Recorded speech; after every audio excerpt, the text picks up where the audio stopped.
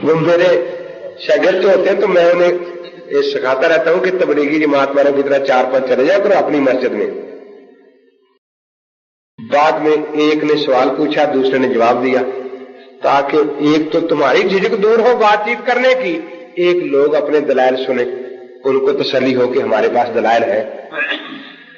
تو کبھی کبھی ان کے ہاں بھی چلے جایا کرو تاکہ ان سے بات چیت ہو، کوئی بات چیت کرنے کا طریقہ ہے، جھجک دور ہو. تو ایک دن وہ شکیل احمد لڑکا تھا چنیوٹ کا، ان کی مسجد میں چلا گیا، جماعت ہو چکی تھی. ایک نوجوان نماز پڑھ رہا تھا، یہ اس کے پاس بیٹھ گیا جا کے، میرا شاگرد.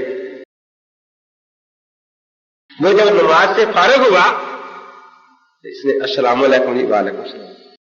کیا حال ہے جی؟ اللہ. آپ کے والد صاحب حیات ہیں؟ ہاں جی. کیا بات ہے؟ کسی باہر کے ملک میں رہتے ہیں کہ نہیں یہی رہتے؟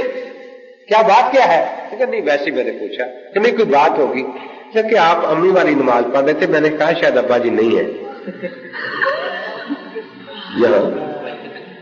آپ امی والی نماز پڑھ رہے تھے، میں نے سمجھا شاید ابا جی نہیں ہے یا کسی باہر کے ملک میں رہتے ہیں، امی سے نماز سیکھی ہے. تو بہرحال فقہ کا انکار کرنا قرآن حدیث کے حکم کا انکار ہے. اب رہا یہ کہ امام ابو حنیفہ رحمۃ اللہ علیہ فقیہ تھے یا نہیں، تو خود قرآن پاک میں 2 آیتوں میں امام صاحب کی طرف اشارہ موجود ہے. قرآن پاک میں سورہ جمعہ کی میں وآخرین منہم لما یلحقوا بہم. دیکھیے ویسے سارے کہتے ہیں ہم قرآن حدیث مانتے ہیں، لیکن شاہ فہد کو جب ضرورت پڑی، اسے شوق تھا کہ پوری دنیا میں قرآن کا اردو ترجمہ پھیلایا جائے، حاشیہ پھیلایا جائے. تو اب موقع تھا نا، یہ آ کے اپنے 5 ترجمے رکھتے جا کے کہ دیکھو جی بہت اچھے ترجمے ہیں. چاہیے تھا یا نہیں چاہیے تھا؟ دوسرے بھی جا کے ترجمے، سب نے ترجمے کیے نا اردو میں.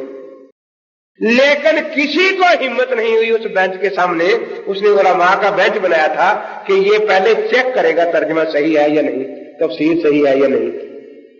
تو پتہ تو اس وقت چلتا ہے نا.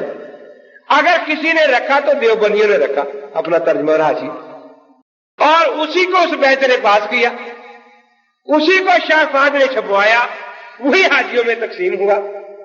اسی حاشیے پر لکھا ہے وآخرین منہم لما یلحقوا بہم. اس پیش گوئی کے مصداق امام اعظم ابو حنیفہ رحمۃ اللہ علیہ ہے.